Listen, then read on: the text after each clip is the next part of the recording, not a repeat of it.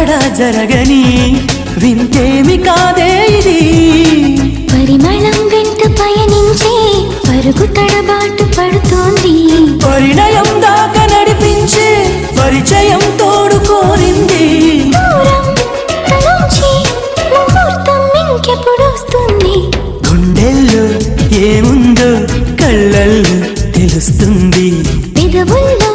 ఈ మౌనం నీ పేరే పిలుస్తోంది నిలవదు కథ హృదయం నువ్వు ఎదురుగా నిలబడితే కదలదు కథ సమయం